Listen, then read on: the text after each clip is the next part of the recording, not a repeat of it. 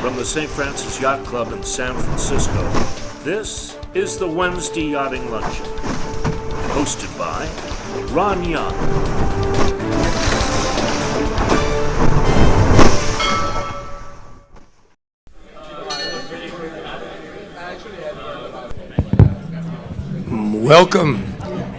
Welcome to Wednesday Yachting Luncheon, back live in St. Francis Yacht Club. Hey! Wonderful. So right off the bat, we want to introduce our Vice Commodore, Chris Perkins, to welcome the crowd. Chris, come on up, buddy.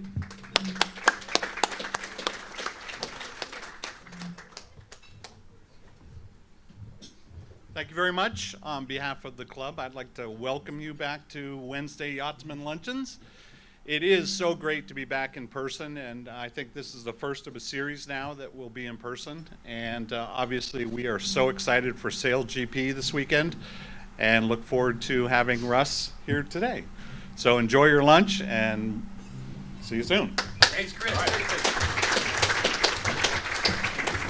So I'd like to also acknowledge, also at the head table, we have our Rear Commodore, Adam Gamble. Adam. And in the room, we have multiple staff Commodores, including one who had everything to do with finding Russell here today, who's been slaving away at it, Sean Svensson, Staff Commodore. Ray Lotto, Staff Commodore. Teresa Brander, Staff Commodore.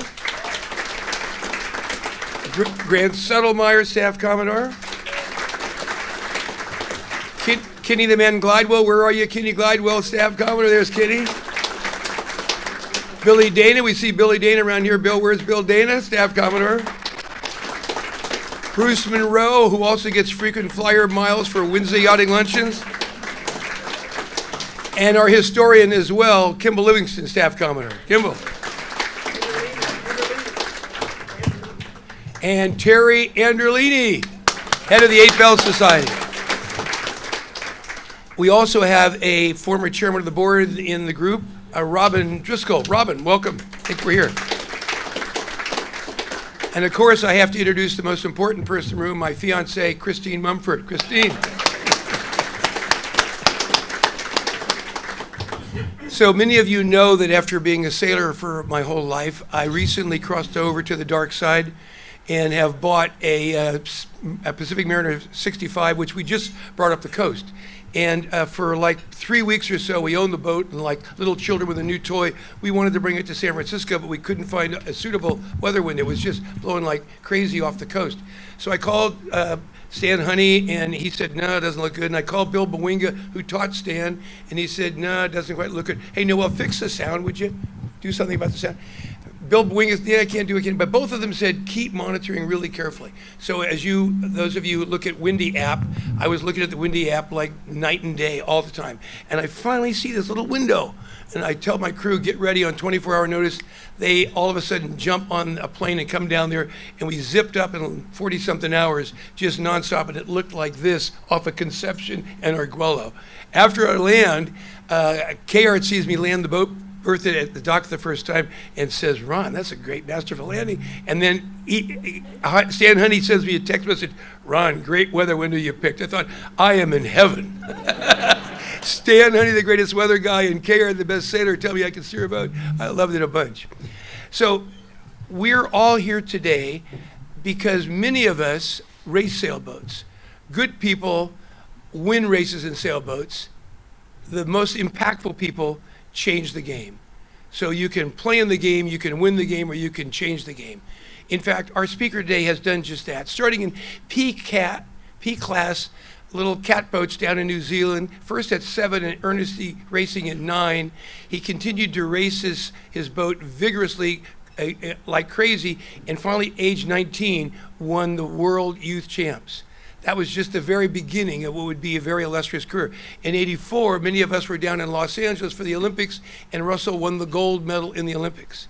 And then we watched New Zealand have an incredibly fast boat when we were down under with the Golden Gate Challenge in Perth. They had, really, really fast plastic fantastic.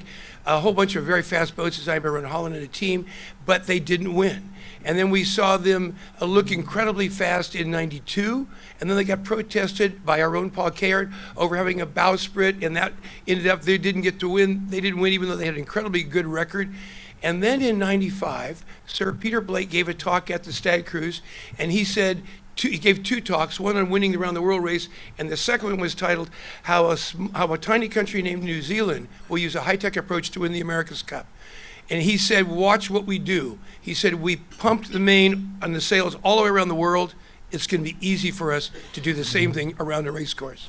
They did exactly that. And Russell Coutts, our skipper, their skipper, won the Cup for the first time as a skipper then with a 5-zip record. He would then defend the Cup in New Zealand in 2000 with a, again, 5-zip record. And then he would challenge for another country and win the Cup 5-zip again. That means 3 skipper ships on the America's Cup with a record of 15-zip. That is unprecedented. He would go on to become the CEO in 2010, and those of us who were in Valencia watched this incredible creature, the amazing trimaran, and it was like amazingly masterful. We have lots of questions about that. And then he would win again here, coming back from surefire going to be defeat to win by 9-8 as CEO. That means he's won 5 times, 3 times as skipper, twice as CEO. In the meantime, oh, by the way, he's won 3 world match racing championships and about 12 other sundry world championships. It's arguably the case that our speaker today is the greatest sailor, racing sailor in history. And so just before Russell comes up here, we're going to play a little video. And here we go to give a preview of what you're going to hear about today.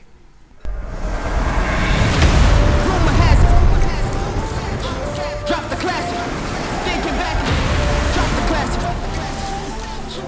That the magic, saw the magic.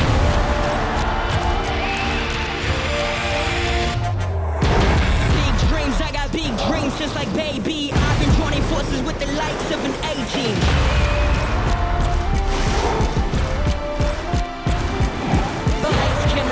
We ready to roll, alright, Texas, everybody, let's put on a good show.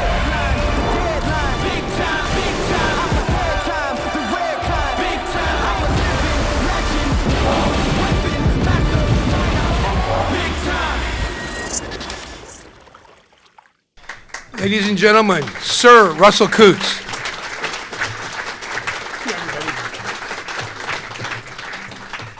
Thanks, Ron, for that. Well, I can only describe it as very flattering introduction. It's amazing how some things seem to get exaggerated as your career goes on. But anyway, thanks for that, Ron. It's a pleasure to be here at the St. Francis today. And nothing travels faster than the speed of light, with the possible exception of bad news, which obeys its own special laws. And I can certainly attest to that being the case with many of our compatriots in sailing. But I'm very excited to be back here for our 3rd SailGP event and our Season 3 Grand Final this weekend. It's shaping up to be an intriguing contest. Of course, top sports is all about who can perform when it really counts. And if you've seen any of our lead-up races in this championship, the Aussies, you'd know that the Aussies, led by Tom Slingsby, and the Kiwis, led by Peter Burling, have pretty much, barring disaster, qualified for the final. And I'm going to go over the final format in a moment. So that leaves the French and the Brits to fight it out for that last spot in the final. And that format is a 3-boat final amongst the top 3 teams in the overall season championship. So first we'll have 5 fleet races. There'll be 3 on Saturday, 2 on Sunday. And then those points from those will be totaled up and added to the season championships, or the finishing positions will be added to the season championships. And then the top 3 will race a single race final, winner take all, to determine the champions. And as I said, the Aussies and the Kiwis have pretty much qualified barring disaster. And I say barring disaster because if they had a collision in any of the 5 fleet races, they are likely to be assessed penalty points, and that's season penalty points.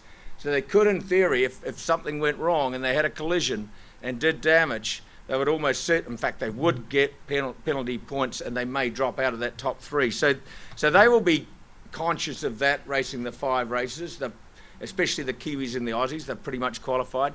But the French and the Brits, they have to go at it, because only one of them's probably qualify for that last spot. And before anyone asks, I honestly cannot pick a winner, because whilst the Aussies and Kiwis are probably the favourites, the French won all 3 races in day 1 in Sydney in pretty strong wind conditions. And I think in the weekend, maybe on Sunday, we might get something in the mid-teens here. So they could be in with a chance here in San Francisco. But then, if the Brits qualify, if they get that final spot, who would bet against Ben Ainslie? Because while Ben is, I guess this is the polite way of phrasing this, I guess Ben's reaching let's say an advanced stage in his career. You could argue, you cannot argue with his ability and track record to perform under pressure when it really matters. And for those of you that remember back to 2013 when we were 8-1 down, Ben came on as the tactician and was one of the factors in turning that around. Very hard to do under that high pressure situation. And when you think about all of this, even though Ben is the greatest sailing Olympian ever, with 4 gold medals and a silver to his record, I actually think in his own mind, he might be the one that feels he has the most to prove. But to prove that when everything is on the line, he can still perform at that highest level and beat the very best. And I'm pretty sure he would love to beat Burling and Slingsby, arguably 2 of the most gifted sailors in the modern era. And when you think about their track records, they've won multiple world championships. In fact, I think Ainslie and Burling have both won. Ainslie in the Finn class has won, I think it's 7. I might have that wrong. It's certainly not less than 7 world championships in that Olympic class, as well as the Olympic medals. So that's Ainslie. Burling, I believe, has won 7+ world championships in the 49er class. I rate Olympic classes as probably the most competitive of the lot, and I think most top sailors do. And the fact that they've won, that number of events would really resonate. But then there's Tom Slingsby that's actually won 8 world championships in the laser class, also an Olympic class. So Ainslie, there's no question in my mind that Ainslie would rate both Slingsby and Burling as the best of the best, and I'm guessing that it might feel pretty good if he was to beat them. Anyway, it's going to be a fascinating weekend, and it's probably going to be full of surprises. So today I wanted to speak a little bit about SailGP. More, not so much the spectacle, because you've got to see that this weekend, but I guess why we started it and what we're trying to achieve. Because when you think of other sports, and in particular other professional sports, they all have a regularity of contestants or teams with a consistent format, a consistent calendar of events that make up an annual season championship. And by regularity of teams, I mean teams where the brand continues to exist, even with changes of ownership, with changes of players, even changes in their home stadium. And when you look at the really huge leagues here in the US, like the NBA, the Major League Baseball, or the NFL, to use 3 examples of teams obviously close to home, the Warriors, the Giants, and the 49ers, they're going to continue to exist even with those changes in players, management, coaches, whatever it is. The brands and the teams will continue to exist onwards. And even when you think about golf or tennis, even though they're not usually played as sports teams, albeit for those golfers in the room, there's the Ryder Cup, the President's Cup, the Davis Cup, and now there's this rumours of this new stuff that Rory and Tiger are setting up, and there's also the Live, I'm not even sure I'm allowed to mention Live, but Live Golf and their team championships and so forth. Even though they're an individual sport and they've got those teams, they're largely played as individual sports. But even with that, there's a consistency of teams, of team brands, and in format, and their seasons are promoted and marketed annually, which of course helps create and maintain interest in those sports. Now compare that to sailing. And we think back, Ron actually mentioned some of the teams, of the past, and you compare that to the past where we've actually had some great brands, and I'll give you some examples. And for those that are older in this room, you'll remember some of these teams. Like think back to Fremantle, Stars and Stripes, Dennis Connor, fantastic brand, fantastic team, not there today. Think of USA and Tom Blackhall, that was out of this club.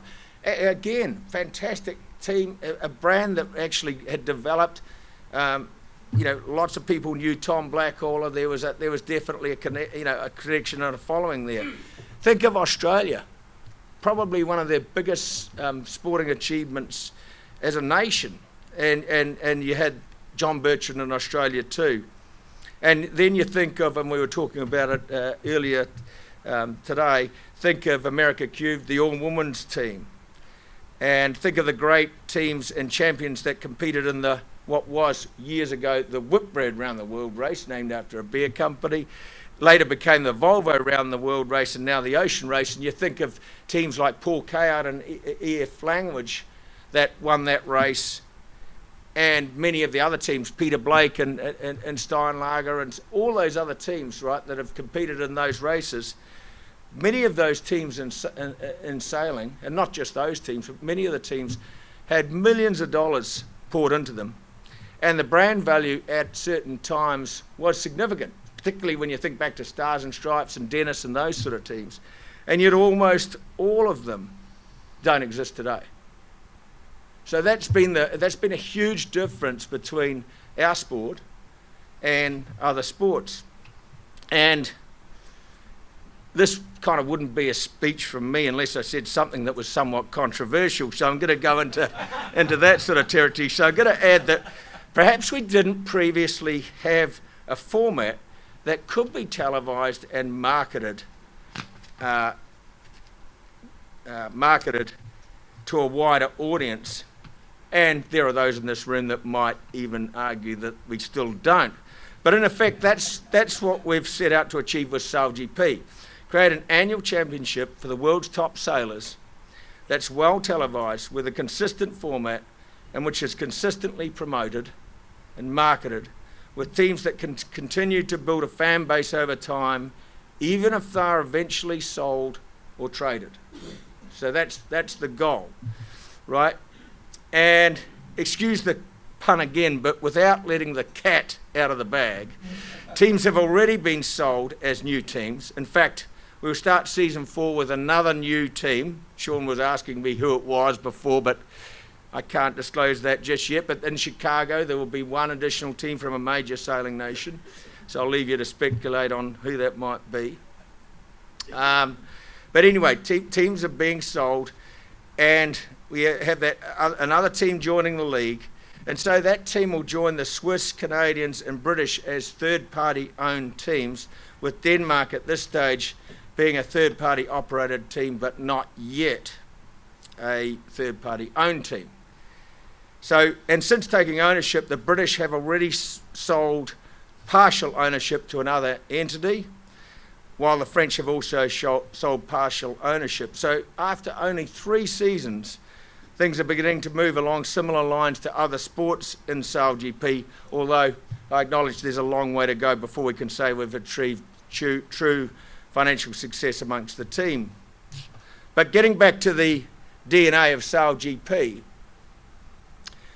we tried to create a format that would encourage close racing with lead changes when a team errors. So although the boats are identical, each of these boats are identical, so that the teams on board sail exactly the same equipment, and I would argue that it's one of the most tightly controlled one design classes in the world, probably the most, because there's 800 sensors on the boat. The data coming off the boat really allows the technicians to look at where that data, where all the key settings on the boats are, and there is absolutely no difference. All the foils are machine finished. The crews are not allowed to touch the boats at all. They're not even allowed to wet sand their foils. It's got to be done by what we call a shared services team. So they really are identical boats. But even though they're identical, And when we do modifications, the teams, or upgrades, the teams all receive those at the same time. We've intentionally made the boats very difficult to sail. Now, what I mean by that is we could have automated certain functions on the boat, and they would be faster, for sure, quite a lot faster. But we've chosen to keep those manual to really measure the skill of the sailor and bring it down to the skill of the sailor. And we were talking about it before, incredibly complicated boats to sail, incredibly difficult. And if I was to give you an example of any manoeuvre, any tack or jibe, there are something like 32 actions that have to be performed in pretty much perfect sequence. Otherwise, you'll see the boat go over on its side one way or the other, or pitch bow down or bow up. So 32 functions or tasks that have to be performed pretty much within perfect timing. And you think about that manoeuvre and they turn really fast. If it's half a second out, if what we call the wing pop, so the wing is controlled by hydraulics, and if you shift the shape of the wing from one side to the other, and you actually got to push a button at the right time to shift that. If you do that half a second too late, the boat will rock to one side dramatically, and that makes it hard to stay on the foil. So incredibly difficult. And while after some practice, that consistency of, I guess, performing those manoeuvres will improve. All of the boats will sail what we call dry laps around the course. No problem at all when they're on their own. But when you stick 8 other boats on the course and they can't then coordinate their timing, it may be the other boat that dictates their timing into a manoeuvre, then it becomes hard, and then you start to see the errors. So watch out for that. You're gonna see mistakes. And from the beginning, we've also looked at venues that you can view the racing close to shore. So this is a great example of a great venue here, and allowing what's effectively become stadium racing. And you can see from, I think we should have, some of these photos up from our event in New Zealand. We ticketed about 8,000 people per day. And whilst that wasn't our biggest event, and think about that for a moment, ticketing a sailing event. You know, if somebody had said to me 5 years ago, hey, I've got this great idea, I'm going to ticket a sailing event, I would have said, are you crazy? You know, we could never do that. And yet, in New Zealand, for example, we just ticketed 8,000 people a day, and that isn't our biggest crowd. We've had much bigger crowds in places like Spain, and even, well, there's Spain there, I think, and even New York, but it was our best stadium event thus far, and perhaps a glimpse of where we will get to sometime in the future. We've got, even the New Zealand event, we've now got lots of ideas about how we can do things better. I'll switch back to a topic that might be considered, again, a little controversial by some, namely that the fact that we're racing these high-speed foiling boats, and a lot of people say to me, "Oh, that's not real sailing. You know, you're flying out of the water, and it's kind of not how it should be and how it used to be." And I've read plenty of opinion that these boats are not real sailboats, and they're not as tactical as other conventional boats. And I must say, as someone that loves all aspects of our sport, I respectfully disagree, and I'll tell you why. And I'm going to start off by saying, personally, I find all boats challenging to sail. And I love racing the old classic designs as much as I love the modern era. In fact, if somebody put some of the old classic boats in front of me, I'd say that is amazing, that's fantastic, you know. I've raced on some beautiful classic yachts and classic yacht regattas in France and Italy, and I've raced in a number of America's Cups where they had the heavy displacement boats with the beautiful long overhangs. I love those boats, heavy displacement boats, and I absolutely love that style of racing. And I've watched and observed plenty of races in high performance boats. I've gone and looked and watched the Moth Worlds. I've sailed a few foiling boats recently, but I haven't ever raced one. But I've sailed one against my son and a couple of his friends, and had some fun there. And in my view, the modern boats are just as tactical, especially at the top level. When you get to watch racing at the very top level, And of course, high-performance boats, as an example, high-performance boats don't sail directly downwind. They tack downwind like you do upwind. And of course, with that, if I was to compare that to the fin class, which I sailed many moons ago, back in Los Angeles and so forth, if you compare that, we pretty much, obviously we used to surf the waves and so forth, but we pretty much tactically used to sail straight downwind, pretty much. And yet in these modern boats, you've got the same considerations downwind as you have upwind. You've still got to work the wind shifts. You've still got to look for the side that gives you the more wind pressure. And even more importantly, you've got to pick a really accurate ley line to the mark. If you get that wrong and you have to do an extra manoeuvre, it's going to be really, really expensive. In these, so to get that ley line right, it's not a matter of just you're going at such high speed, and it's so critical. If you sail off your target angle, even by a few degrees, you'll go a lot slower.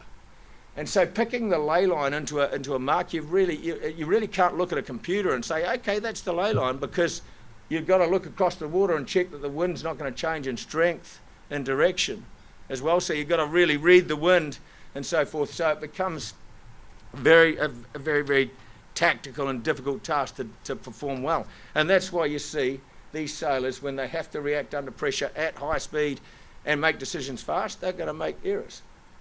And that's why you see the passing and so forth. So I think this weekend you'll see tactical errors that'll cost places. We see them every single race, and you'll see good tactics gaining places, which is, I think, part of what sailing's all about. So I want to move on and talk a little bit about junior sailing, which is, again, one of my real passions. In fact, it's probably one of the biggest things that motivates me to try and make SailGP successful for the future. In other words, create more visibility around sailing to hopefully inspire future generations to get involved in our great sport. So in New Zealand, I spend quite a lot of time coaching and helping young sailors. In fact, these days I tend to be the one that writes the checks rather than anything else. But anyway, and with SailGP, we've created our Youth Inspire program, which we're very proud of. And so far, we have had over 14,700 young people go through the various programs, whether that be our Inspire learning programs, where we engage local schools at each venue and tour them through our bases, showcasing the technology with science, mathematics, and the environment being our primary learning focuses. Or then we have the Inspire Careers, where we take in young interns, and they can, for example, work in boat maintenance, or with our media team, or in hospitality, or in marketing. And so far we've had 415 interns go through our program since season 1. 50 are now currently working in the marine industry, which we're really proud of, and 20 of them are working here in San Francisco, and 14 have been permanently hired by us at SailGP. So we take these young people through our programs, and the ones that really show initiative and want to be there and so forth, they become part of the SailGP teams, and they're fantastic, people working in our programs. So some of them are even part of the racing teams, where the racing teams have used these interns, liked their attitude and so forth, and thought, well, let's give them a chance to be on the team, which is fantastic. So as an example of that, outside of that, we've got one of the most renowned sports photographers in the world working with us. This gentleman has a permanent seat at Wimbledon tennis, and he covers, Olympic Games and many of the big sporting events around the world. He gets fantastic images. And we've had several interns working, his name's Bob Martin, and we've had several interns working with him and taking some pretty cool pictures at our event. And that, of course, can be life-changing for those kids. They get the chance to work with somebody like Bob, and it really is, life-changing for them.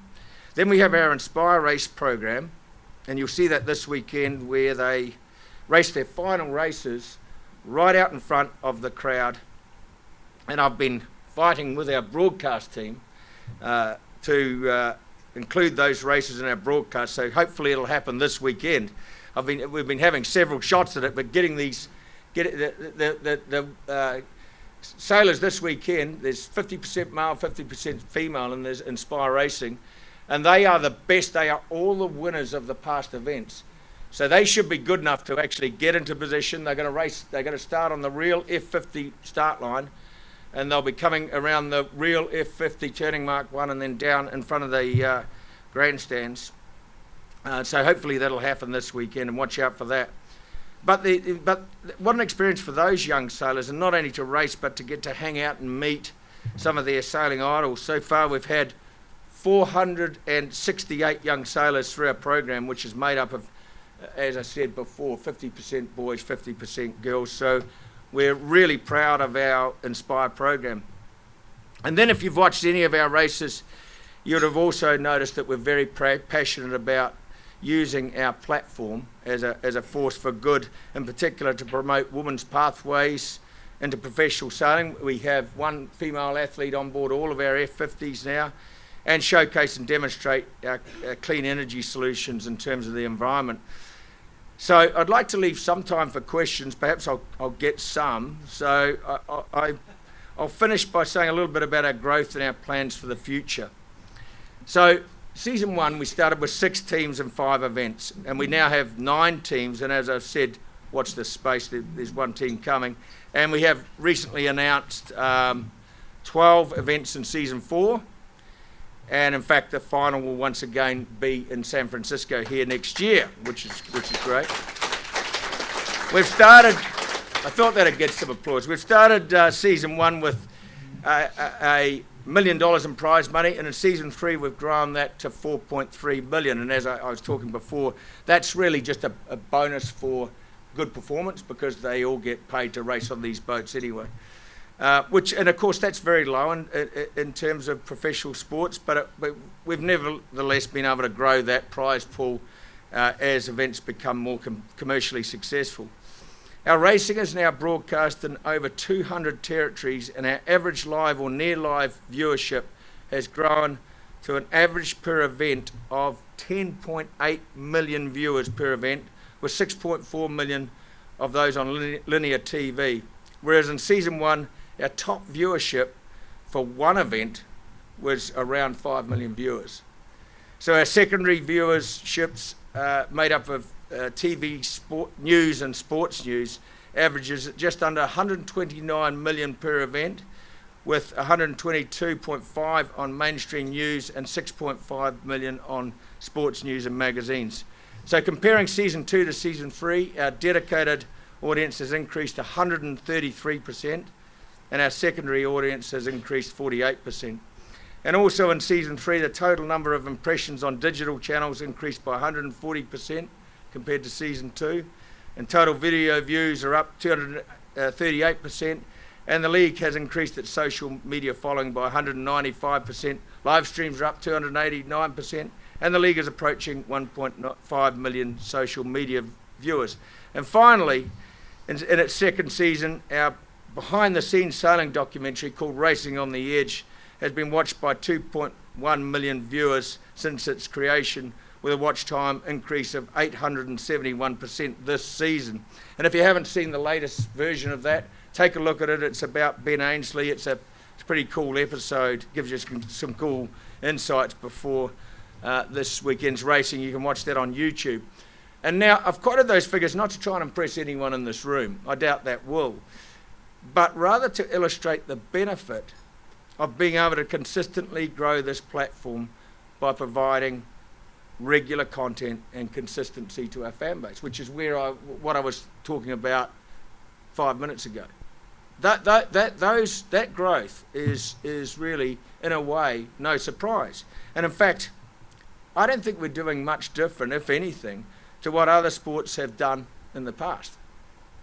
We've merely, in my opinion, copied many parts of their models and are learning how to do things better and better with every event that passes. And that consistency allows, if we run this event in San Francisco, we'll learn things from it and we can apply that to the next event, and we apply that to the next event. So you get better and better at doing it. And that learning reminds me of another quote from Douglas Adams. I'm a bit of a fan of his, where he says, "A learning experience is one of those things that says You know that thing you just did? Well, don't do that. But in reality, the reality is, despite all the learning, that comparing our racing now with season 1 or even with our racing at the beginning of last year, it's now so much more competitive and entertaining. And in fact, 5 out of our 9 teams have won events during season 3, and 6 out of our current 9 teams have won events since the beginning of season 2. And all teams have won at least one race, and all teams have made it to the podium at least once. So that's what I mean, competitive racing, and I think that's what's drawing our audience in. And so where do we need to get to in the future? Well, when you speak to our partners and our broadcasters, it's obvious that we need to increase the number of events. If we compare our number of events to some other racing properties like Formula 1, MotoGP or Formula E, they're just a few, it's pretty evident that we need to get to around 20 events per season, or roughly one every 2 weeks. Why? Because when you think about it, right now, you guys might watch SailGP this weekend, right? And you might say, hey, that's pretty cool, I wouldn't mind following that. But the events aren't yet according to, don't have a regularity where it's basically once every 2 weeks, and you get to the point where you don't even need to know where the next event is, but you know there's an event on, right? So that you can say, oh yeah, well, that's right, SailGP should be on this weekend. I'll take a look for it. Whereas right now, we might be 6 weeks apart, we might be, 5 weeks apart, we might be 2 weeks apart. It's not a regular timing of events, so that's where we need to get to. And that sort of number appears to be a tipping point to create that's what I was talking about, that appointment to view. In other words, viewers don't need to know the detail of where the next event is. We also plan to increase the number of teams, at least in the long term, because each time we add a new team, we add a new market, we add new extra engagement in that market, and that's another reason why we're growing fast at the moment. So in the short term, our focus is to improve our logistics. We're actually doing a lot of work on that here in San Francisco, because we were never geared up to really run 20 events in a calendar year. The most we've ever done, or the narrowest time between events we've done, is 2 weeks last year between Saint-Tropez and Cadiz in Spain. And we've got to get to 1 week apart, so that when we come to the US, we could have, for example, San Francisco this weekend, Los Angeles next weekend, and then we could go over the East Coast and have, New York and Halifax, for example, 2 weeks apart. And then we'd take a break, ship the boats to Europe, and then Europe would be 5 events in a row, because all of these teams want events in their own country, and then we'd take the boats and ship them to the east or whatever, and then down to Australasia for the New Zealand and Australia events. And even when you go to New Zealand and Australia, you probably will eventually have multiple events rather than just one event in different venues. So that's a work in progress. We're working pretty hard at that now. Little things like it takes 45 minutes to bolt one of the connections on the beams per boat. 45 minutes to make that connection. And then when you look on TV and you see the motor cars going into pit lane and they go, whoop, and the tyre gets changed in less than a second. That's the sort of mentality that we need to have with our boats, to then be able to make this truly work as a league, if you like.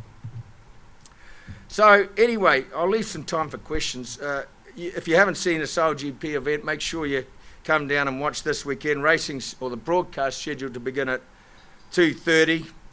The racing starts, I think, at 2:42 from memory, which gives you another idea of how different this is to normal sailing. That's all around timing of how the broadcast works. But it should be a great event and an intriguing event. So thank you. Thanks, Ron. I come around over there.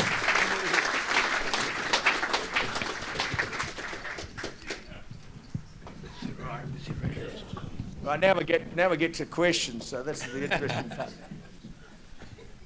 Okay, so Russell, in San Diego, we saw an America's Cup boat break in half and people leap overboard, wondering where their life jacket was. In San Francisco 213, we saw a boat capsize out here. In 2021, we saw American Magic capsize. On Orion, on Tom Siebel's boat, Charlie Ogletree and I and a bunch of guys were sailing that way. I'm going 37 knots and talking as Siebel, and Ogletree says to Siebel, Tom, let Ron drive, parentheses, or we could all die in a few seconds. We're going like 37. That's way slower than you go in these boats. What's the most dangerous maneuver in these boats? And talk to us about that scary moment. Well, first of all, you mentioned that amazing occurrence when Australia won, I think it was, broke in half in San Diego and sank. Right. And as a Kiwi, seeing an Australian boat break in half, I got to say it's tragic, you know. In fact, Steinlager, who was one of our sponsors, a beer company, they took out a full-page advertisement in the Sydney Morning Herald the next day, and it actually said, "Hard luck, Australia, try sinking one of these," with a big picture of dots. And needless to say, they didn't sell much Steinlager for quite a while. But somebody in the company thought it was worth it. But the safety on board these boats is a huge concern. And just to give you some example of, what we review that every single event, and basically improving at every event. But for example, now the sailors are harnessed on permanently, and they have to be under the rules. Now, when we first put that restriction in, when we first put that restriction in and made them harness on, there was a whole lot of pushback. It was like when, I don't know, some of us in this room are old enough to remember when safety belts came in the cars, and everyone went, "Oh man, I'm all restricted and everything." Well, now you wouldn't dream of actually driving without one, And when we first brought this in, the sailors said, "Oh, this is impossible. It's restricting our movement. We can't operate like this. It's just this just doesn't work." And we said, "Well, it doesn't work if we kill somebody as well. If they fall off the boat and get hit by a foil, they're going to die probably. And you think about the speed of these boats. What I'll tell you, this room's probably, I'm guessing it's just under 15 metres in my terms long, maybe a little bit less than that actually. So an F50 at speed would do the length of this room in less than a second. So you think about that first leg of the course, where they're following along the other boats at high speed, and if a sailor fell off into the water, even if you saw them, even if you happened to see them, you wouldn't have time to react, I'd suggest. You wouldn't be able to react quick enough to miss them, and you probably, I'd hate to think what happened. So clearly we just sort of said, look, you're just going to have to put up with the inconvenience of having the harnesses on because we can't afford to kill somebody, And it's the same with a lot of the things that we are designing now. We're designing, in the process of designing extra, like, they certainly wear body armour, they wear, they've got oxygen, they wear crash helmets. That was another thing, they said, crash helmets, it doesn't feel right as sailors and so forth. It's, and we said, well, my response to that is, well, I can get it that maybe we can accept you breaking your arm or breaking your leg, but if you break your head, that's really bad, So we got to mandate helmets, and it's just we work through that process the whole time and try to make the boats safer and safer with every single event. How fast are the boats going to be going out here in 15? How fast in 20? Well, they typically when they're going across the wind, they'll go 3 times the wind speed. 3x. So if you, the example I'd use, here's the cool example, and I think this is amazing, even as a sailor today, and I think it's amazing anyway. If you raced a F50, if you set off a helium balloon, and you were in a helium balloon riding at the speed of the wind, downwind, right, and the F50 was zigzagging downwind the same. So let's say normal wind direction, you're racing from the Golden Gate down to past Alcatraz, right? The F50 would be at Alcatraz about 2.5 times faster than the helium balloon. It'd turn the mark at Alcatraz and be a third of the way back upwind before it met the balloon. And you think about that, you think that these things are powered by the wind, they're powered by nature, and yet they're going faster than the wind. It's incredible, and quite a lot faster. So yeah, and when the little things that you do to the boats, like I was saying before, when we made Zach, I think when we made the rudders thinner, only a little bit thinner, so it went from a 12% section roughly to a 9% section. It increased, and I'll talk in knots here because of this audience, it increased the boat speed by 3 knots straight away. If they fly the boats 2 inches higher in the water, it's about somewhere between 3 and 5 knots of boat speed. So that extra drag is enormous. And that comes down to the skill of the driver. It's not just the flight controller, it's the skill of the driver, the wing trimmer, and the helm. Because the wing trim affects the downforce or upforce on the boat. So it's not just playing the wing in response to the puffs and lulls, they're actually playing it to actually make the boat as fast as they possibly can. Of course, if they fly it too high, it actually jumps out of the water, loses lift, and dives into the water. And let me tell you, that's not a good thing, at that point. So, Talk about the teams, the 9 teams that are going to be out here. Quick survey of the 9 teams. Well, the Aussies, when they have everything right, like they've had some compromises leading into these lead-up events. They were missing Kyle Langford, their wing trimmer. That's a big loss. As I just said, it's not only trimming the wing, it's the whole stability of the boat and everything. So, massive loss. They still managed to get a result out of that, And then they had some issues with their boat, with their electronics on their boat. They're not allowed to touch that, as I said. It's the shared services, but occasionally there are issues with these boats. They had some of those issues in New Zealand, and yet they still got a good result. I got to think that if the Australians, everything runs right smoothly here, they're going to be tough to beat. Then you got the Kiwis, really, coming in really strong. They've had the best performance in the last events, but as I said, the Aussies have been somewhat compromised in a way. And then you go to a team like the French, helmed by a guy called Quentin Delapierre, really good sailor, but not sort of recognised in the league of a Burling or a Slingsby or an Ainsley. But they've done incredibly well. It's one of the few, and I'll say, are there any French people in the room here? Because what I'd say is it's one of the few examples I've seen of a French team actually working together in any sport, So anyway, they seem to have that chemistry of the team right, and they're sailing well. They could go into this with nothing to lose and take it out. I really believe that, So it's interesting. So the crew positions from bow to stern, people are used to seeing, guys on the foredeck, people at the mast, people in the middle boat, but these boats are so much different, and the flight controller is so important. Start from the bow and go back with the crew position. So first of all, when you look into the cockpit of these boats, you'll see all the electronics and controls in the boats. And it looks like a computer switchboard. Right, so each of the positions have things they've got to do. For example, the front person is controlling the jib, and adjusting the jib this much makes a big difference. It's amazing the forces that are on the boat at these sort of speeds. If you just alter it slightly, it can make a dramatic difference. So even though it doesn't look as much as a conventional sailboat, it's probably a lot finer adjustment.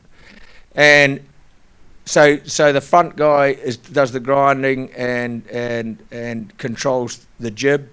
The next guy back generally does the grinding, and they, depending on how they arrange their playbook, they might control some of the board drops or board ups in some of the manoeuvres. When you look at the driver, the helm on the boat, or we call it the driver, they've got the steering wheel, and that's got twist grips on it to control. They can also adjust the foils to move the boat up and down in the water. They've got the controls of the rudder, because the rudders actually pitch forward and back. They've got foot buttons on the floor to control the dagger boards up and down. So, and I think they can also control the jib there. So if they feel something's going wrong, they can also dump the jib. You know, so just they don't even need to communicate; they can just dump it at that point. So you can imagine you've got all that going on, and you're trying to race the boat. And look at the competition. It's not just like I used to do, where I'd have a wheel, and Brad Butterworth used to do the trim tab, and I just had the steering wheel and worried about the other boat. You know, you've got plenty on when you're racing. You know. What about the flight controller? Flight controller, they do the rudder, so the rudder pitch, and that can also pitch the boats down, bow down or bow up. If you pitch it down, you imagine that the rudders come out of the water more, which is faster, and you also get more downforce. So you get about 1.8 tonne of downforce on the windward rudder and about 0.8 tonnes upforce on the leeward rudder, and they can manipulate that, and the downforce is big because that just allows you to generate more thrust, more power into the wing. So they're playing with that all the time. But if they, as I said, the higher they lift the rudders, the more force you're going to get, the faster you're going to go, until you lift it too high, and obviously it's not a good thing when the rudder's out of the water. When you're doing those sort of speeds and you've got those other boats around you, let me tell you, that's not a good thing. So that's complicated. And then the wing trimmer, they've got all the controls on the wing. They can control the depth of the wing. They can control the twist. So it's not just the wing sheet. They actually have a joystick where they're controlling the twist. They can have preset settings. So that's one of the things they can select. So they can preset the settings out of a maneuver, and they can change those for various days if it's strong winds, light winds, whatever. But there's 6 control points up the back of the sail. So if you think about a conventional boat, we've usually got the main sheet, the Cunningham, the out haul, and the Vang, right? And yet these guys have got the depth of the sail. They can control that depth anywhere they want in the wing, upwards. Any of those points they can control individually. They control the twist individually. They've got the in and out on the wing sheet. You know, there's a lot of functions on that wing, and you can see it in the data. Some of them are really good at doing it, and some of them not quite so good. And even though they all can have access to the data, so you'd think that they could say, okay, I can see what Kyle Langford's doing, and they can actually see, in theory, that data live, right? I can see what Kyle Langford's doing over on the Australian boat, but they can't necessarily replicate it. It's really hard. You know, because the Aussies might be really good at flying their boat just a little bit higher than everyone else. And I'm talking this much, you know, on average. But that's really hard to do. So they look at all these settings and they say, oh, well, you'd think, oh, well, I'll just copy that. But it's not quite that simple. Very complex. So if you have a question, raise your hand. John will bring you the microphone. So the boats, what's very innovative, there are many innovative things about your system, is that the boats are so close one design and using common services. This is like the Yankees don't make baseball bats, and the Giants and the Dodgers don't make baseball bats. They buy it from a neutral source. So that's part of what your model is. It's so strong with the model, because this is very, very, very closely controlled one design. Can you talk about the boats? Give us specs on the boats, weight, how far down the Yeah, well, the trouble is you guys are in pounds and I'm in kilograms. So, okay, so the boats are roughly 2.5 tonne, and you stick the crew on there, and the wing sail, it comes up to 4 tonne. So the wings are just under about 900 kilograms, so just under a tonne, and that's actually really light. Very light. That's the weight of an IoT. If you can pick up the wing elements, you can pick them up and they're incredibly light. The front element that takes all the structural load is still pretty light. In fact, I don't actually. I think I might have that wrong. They're probably lighter than that. They're probably more like. Yeah, I think I've got that wrong. Anyway. So how tall are the rigs? Well, we have a modular. That's one of the cool things. So because we need to send these boats around the world, and we need to, as I said, we need to do it quick. The wings break into sections, and they get packed into containers. And so that because they break into sections, if it was real windy here, if it was 30 knots in the weekend, we'd still be racing, but with the very small wing configuration. So the short wing configuration, we take sections out and drop that wing configuration down. If it was, which it won't be, but if it was a day like today where it's light, super light winds, we could have the big wing on and that would power the boats up. So, and the thing about a wing sail, a hard wing sail that a lot of people don't realise is they're about 3 times more efficient at generating the thrust than a conventional, let's say, thin film soft sail. So if you compare that to, I'll talk in layman's, like the thin piece of canvas or in modern terms 3DI or whatever that sailcloth is. If I looked at any shape, so I'll look at this. Any foil shape. Any shape, right? If I look at this building or this glass, we could determine what in effect was what we call a lift coefficient, which is just a number that effectively describes how efficient the wind is in flowing around the surface.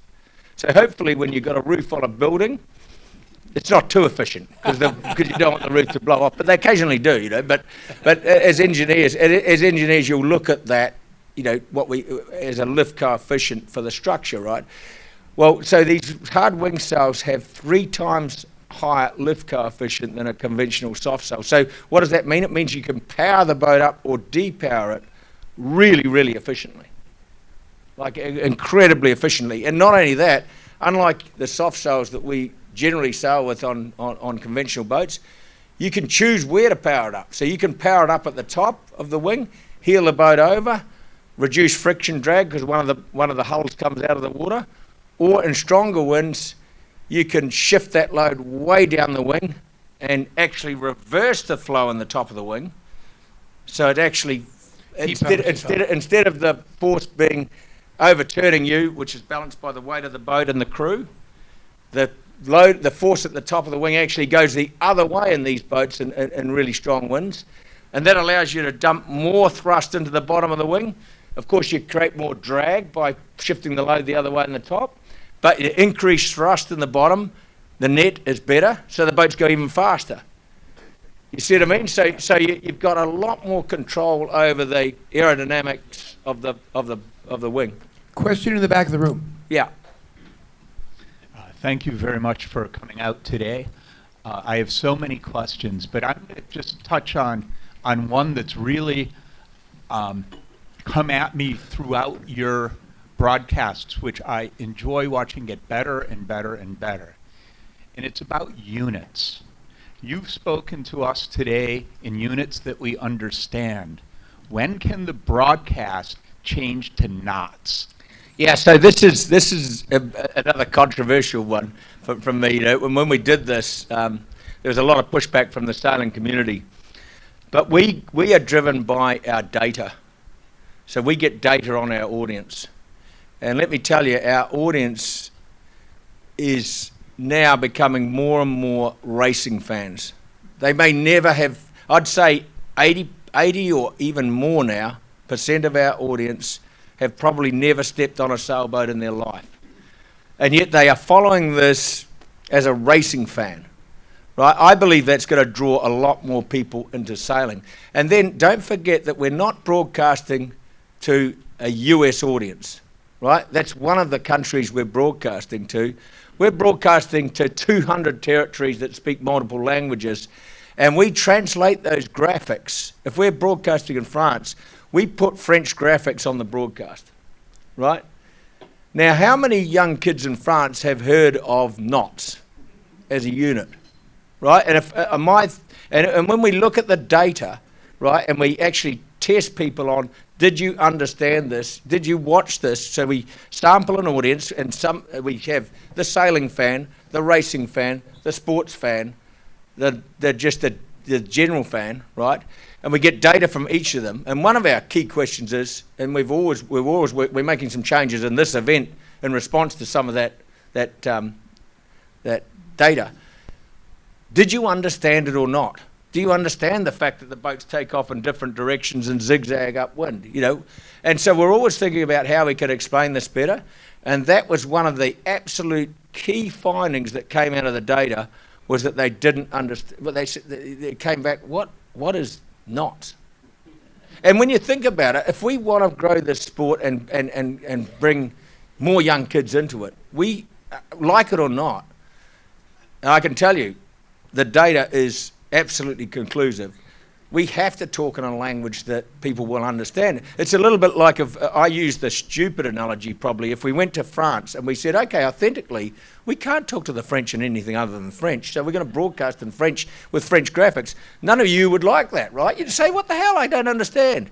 And if we don't respond to this younger generation, frankly, we have no chance of pulling them in, and I think we are pulling them in now. Our demographics dropped dramatically. We used to be heavily slanted to over 50 years old, and now we're really capturing that, 20 to 35-year-old demographic, so it's much more even now than what it used to be. And the same with male-female. We've increased our female viewership. So, yeah, it may not be popular in this room to use those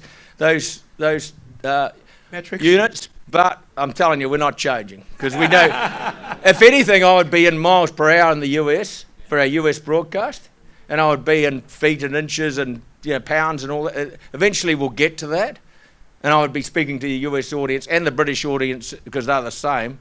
I don't know why the hell you guys are the same, the rest of the world. But anyway, by far the majority of our broadcast is metric. Question, Bruce Monroe. Yeah. Yes, I'd like to address the point you made about having consistent teams like the other major professional sports. Yeah. And in SailGP, the first 2 seasons, we saw a very competitive Japanese team. But in season 3, no Japanese team. I wonder if you can talk about why that is so. Yeah, and that's one of the things we aim to. I just said we set out to do, and we've actually seen 2 teams, the Japanese and the Chinese, disappear. We possibly, I wouldn't rule it out, that we'll see further teams get traded. Right now, I can tell you now, the Spanish team is not working competitively, and they're not working commercially. And I could imagine a day where, I'll just use an example. An Italian team comes in and buys that place.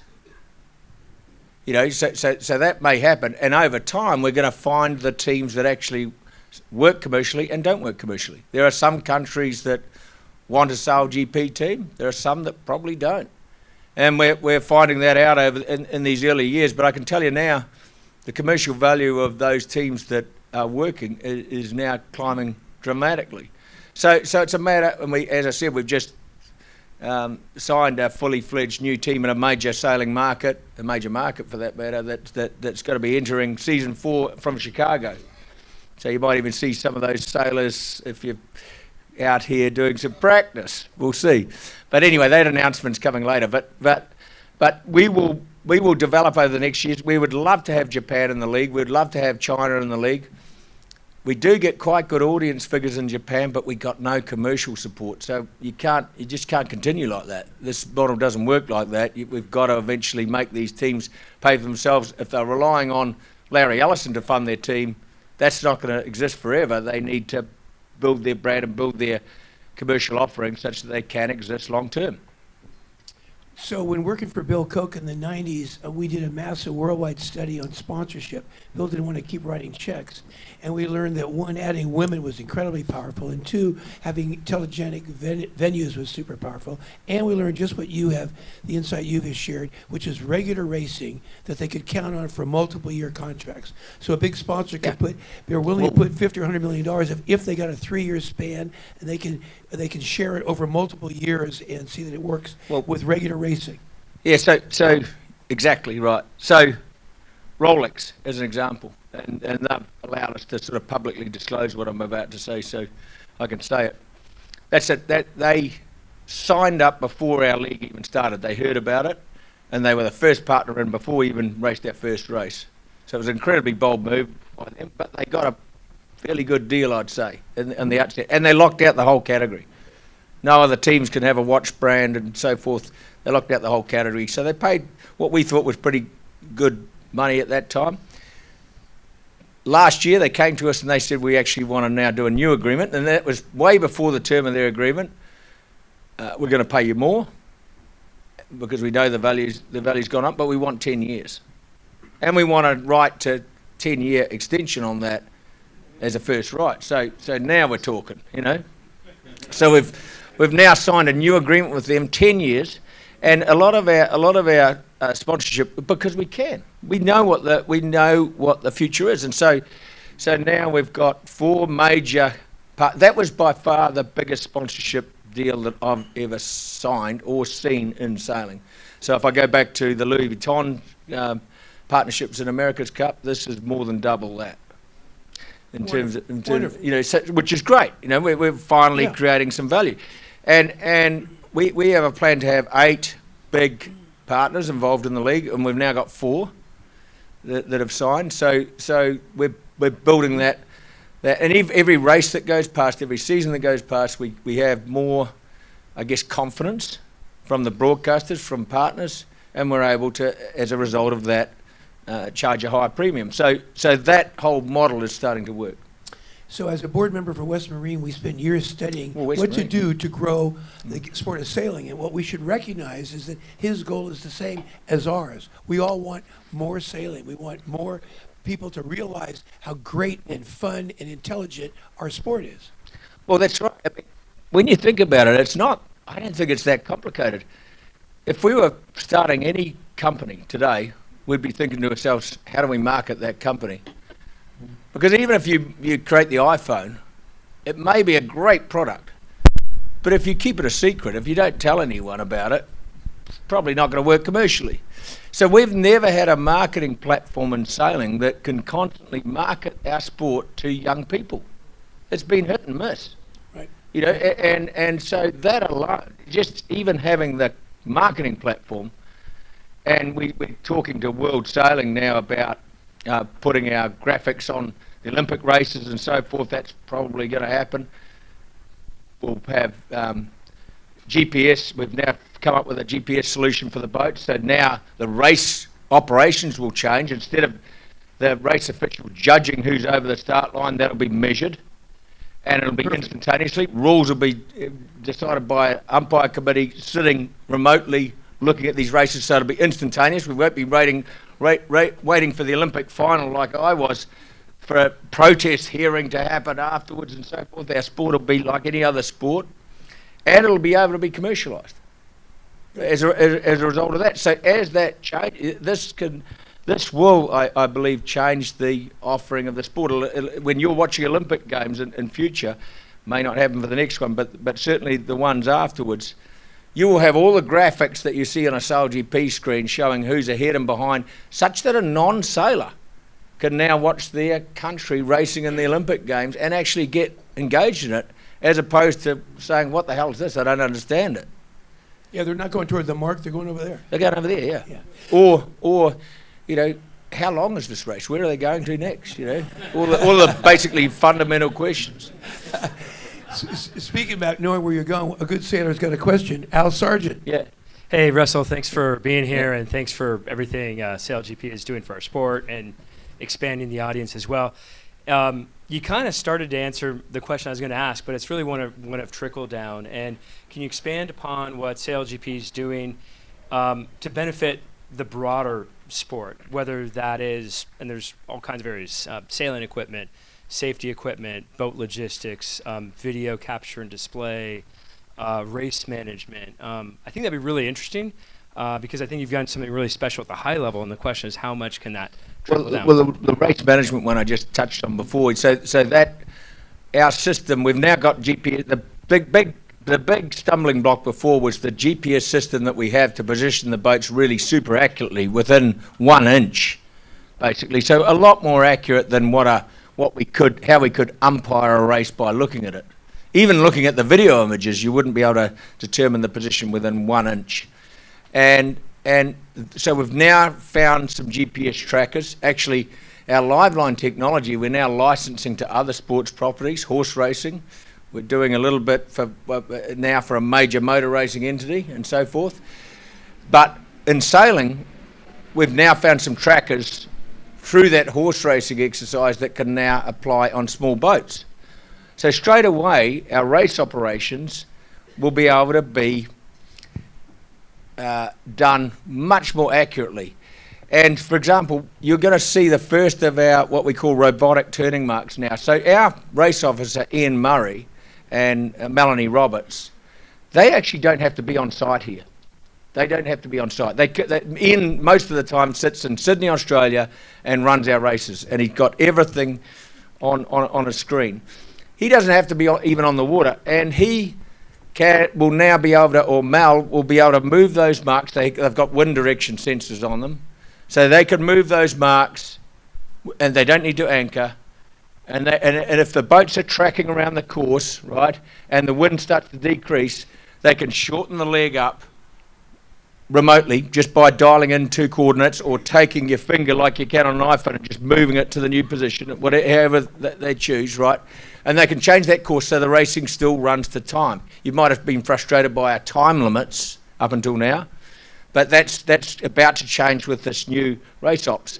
And so you can imagine that applying to Olympic sailing or whatever, where it would be so much cheaper, number one, because you could have all your race officers and so forth sitting in London like we do. We have our umpiring team sitting in London. They won't be here this weekend. They'll be sitting in London. Some of them are actually in other parts of Europe or the world. They've got all the data on their screens, and they make the calls on the water instantaneously, knowing if the boat has turned its rudder to avoid a collision, because they can see all the data.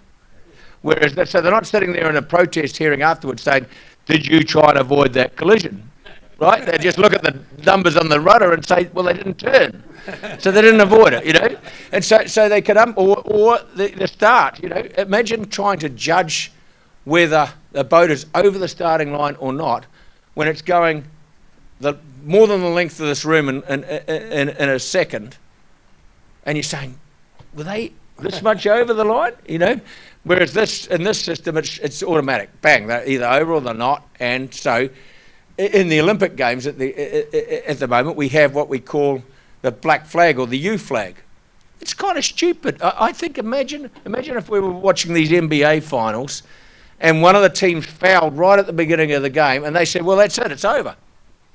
You say, well, that's crazy. Yet in sailing, we kind of accept the fact that a boat might be this far over the line or whatever. You've got no idea that you're over. You're over. You sail upwind. And remember, there's an audience watching this for the Olympic Games and they don't understand our sport. And they're watching as a Danish fan. They're watching the Danish team coming up. And all of a sudden they hear, oh, actually, the Danish boat's disqualified because it was over the starting line. Way back then. Way back then. And they sort of think, is this crazy? What? You know? Whereas under this new system, the team will know instantaneously that they're over the line. They'll be able to go back and return. We don't do that in SailGP. We just penalise them. But those rules will all stay the same. They'll be able to go back behind the line, start the race, and still be in the race. So how much better will that be? And you'll race the race. The umpires will be sitting on shore somewhere, judging it. And if that same Danish team had an incident on the water, it's decided on the water. They don't come ashore 2 hours afterwards, go into a hearing, and it's whoever can voice or the best case, whoever can be the best lawyer in the room wins. It's not that. It's judged on the water. So those sort of things I think are going to transform our sport. Another question here. Yeah. First off, congratulations on entering a 4th season of SailGP. I think it's done wonders for our sport. But looking 4 to 5 to 10 years in the future and looking how sailing has continuously changed in technology, what type of changes or versions are we going to see towards these boats moving forward? We're going to stay with the F50 format. And then secondly, how many boats are we going to top out at when it comes to teams? When you say we're looking at a growth, adding another team based out of Chicago, are we going to be able to have the format where we could keep 10 to 20 or more boats? Yes, that's a really good question, and I get this a lot in sailing. You know, like I'll answer the elephant in the room, and it's saying, well, the F50s were cool 5 years ago, but are they going to stay cool now that the America's Cup boats have come out and so forth? And when you think about, so this is a mentality that we've had in sailing, and you think about look at Formula One, right? And they've got the wheels outside the car. And they've got the driver without a shield over the top, without an aerodynamic shield over the top, right? If they closed the tyres in, that car would be faster. It'd be a much faster car, right? Why don't they change? Because they want to keep the brand consistent. You could design a much faster car for NASCAR or whatever, but they don't. They want to keep the brand consistent. And I think the real essence, and so all of us that are used to operating our sport the way it is, we need to build a new boat this year because that one's old. We use that for a year and it's old. You know, in a way it's crazy. It's you know, because it's in my opinion, it's the racing that matters. Now, I'm not saying that we don't need to evolve, and we will evolve. We're putting new rudders on the boats. The boats will get faster, and I'll talk a little bit about speed in a moment. The boats will get faster. They will evolve. Eventually there'll be new hulls, new cross beams, new rudders, new foils, new control systems, whatever it is. Right? That'll evolve, no doubt. And as technology evolves and so forth, we're going to, for example, and we do, allow the coaches to talk to the boats while they're racing, right? Which is a new evolution. There's a ton of stuff like that. But I want to keep the brand somewhat consistent. And economically, I don't want to just sort of throw everything out and just do new just for the sake of doing new when the end result is, are viewers interested in watching this or not? Is it appealing as an entertainment product? Is it appealing as a racing product? And in a way, I'm quite happy that we evolve cautiously and carefully over years. Certainly going to, as I said, the boats will be faster. We've got new rudders in production now that will, the top speed of the boat, I'm going to frustrate a few people. I'm just trying to think how this converts into knots. So the French did 99.94 kilometres per hour in Saint-Tropez, and that's about 54 knots, right? I think the boats... In what kind of breeze? How much was it blowing? 22 knots. Okay.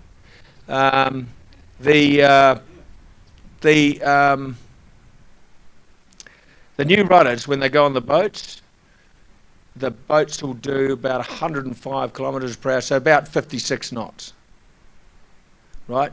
When the new foils go on the boats, they could, in theory, get up to 60 Knots. Yeah. Now, you might say, well, aren't they fast enough? And I kind of think they probably are. And it gets more and more, you know, there's an argument that, do we need it faster? Is that going to make it more dangerous? You know, like having a collision at 40 knots is bad enough. Having it at 60 knots is a whole other dimension. And I agree. I'm just not sure that, you know, in Formula One, they've limited the speed of the cars so that they don't go 400 miles per hour. You know, and so I kind of agree. There's a point there where we will need to actually say, hold, we're stopping. We're not going to go any faster. I think speed matters because when you think about it as a entertainment property or a race that you're watching, the more events you can have, and by events I mean close crosses, interaction with the boats, passing and so forth, probably the more interesting that sports product becomes. So as much as I used to love the racing that I do, and I still did, you know, and I still do love it, we spend a lot of time on one tack sort of dragging off. You know, it might be 10 minutes. And you could kind of, if you're watching that, you could kind of watch it and go away and take a coffee and come back and the boats are still there the same, you know. Whereas in this, you probably can't sell more, you definitely can't sell more than a minute, probably, or a minute and a half without tacking. And therefore the boats are converging, they're crossing, you're getting these incidents. And in actual fact, the real problem with the broadcast now isn't, in the old days it used to be, how can we fill this content in? How can we put extra stuff in that's going to hold the interest of the audience? That was the typical conversation in the broadcast booth back when I was racing the old America's Cup boats, right? How do we fill this in? We'll tell stories about these guys and we'll fill it in like that, right? Now it's become, wow, it's a real challenge to actually select the right information to then be giving the audience out there, because things are happening so fast. And I think, for example, my critique of our broadcast now, we focus way too much on the first boats, and we sometimes lose the story about what's going on behind, which is often more interesting. If the boat in front's gone out and it's cleared out, it's quite often a much more interesting race for third or fourth. And we should be going back to that and just sort of keeping the viewer tuned in. Okay, the French are still winning, yeah, we get that, but here's the real race for third and fourth, and this is why it matters in terms of the points. That, to me, is a much more compelling story. Well, we're talking about growing the sport, which we all benefit from. We have in our audience, as one of the guests, the publisher of Latitude 38. John Art, you've got a question, buddy. Yep. Yep. Great to see you. Loud. I'm just wondering, too, Jimmy Spindle won San Francisco Bay's famous for local knowledge, really helped win. If I can hear that.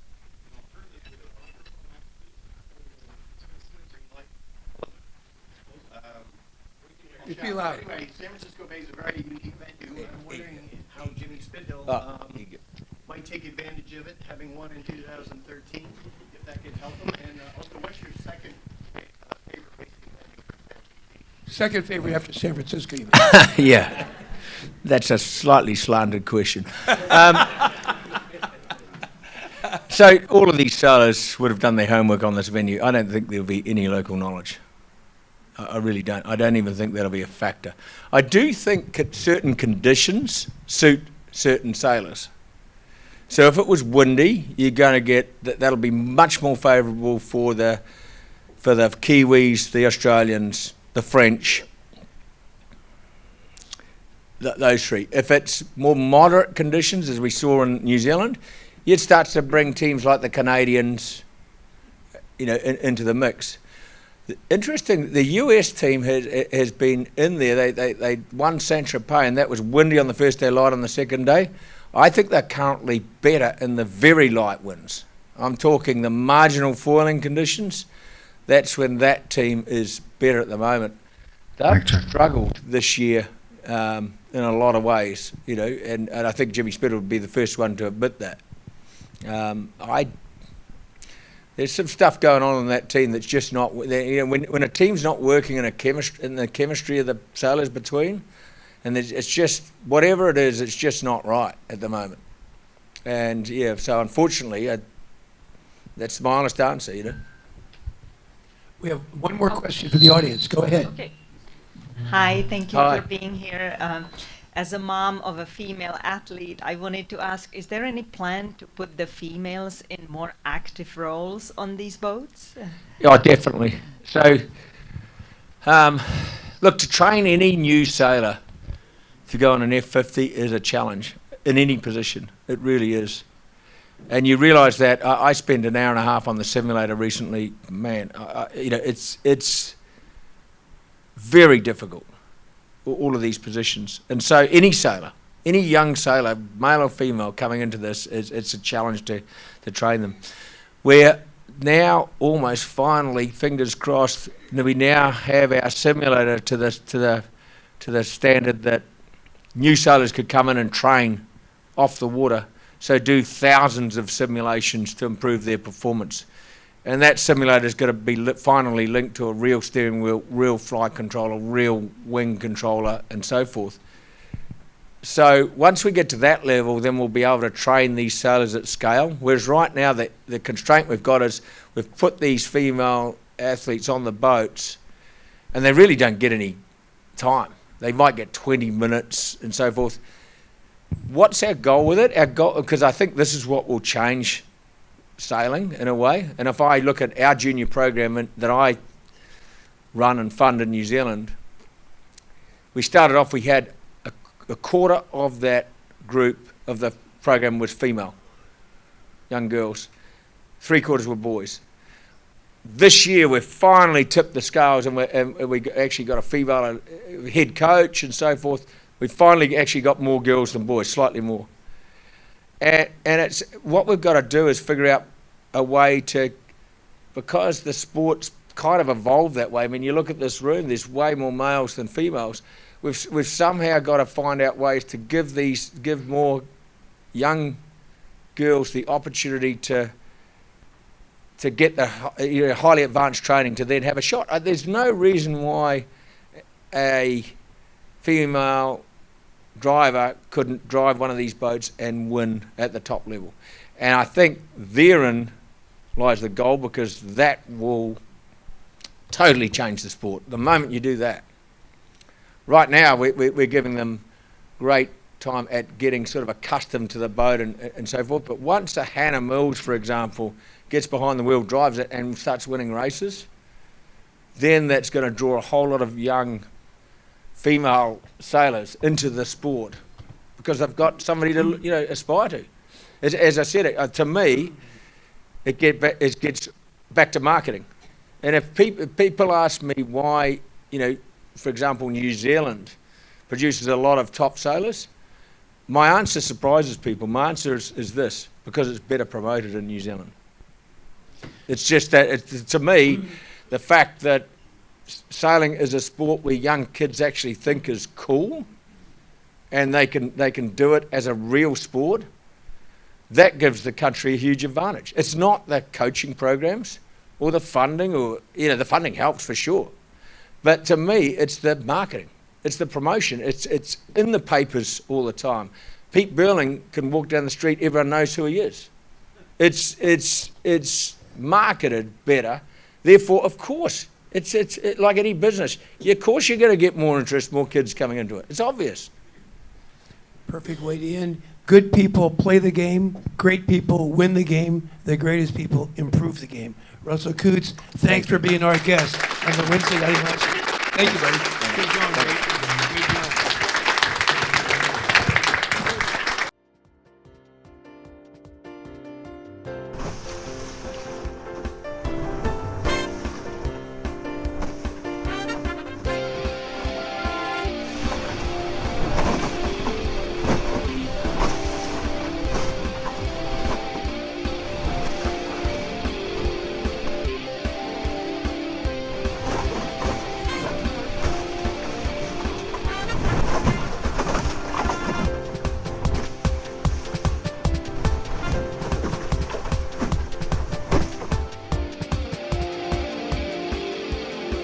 This has been a presentation of the Wednesday Yachting Luncheon.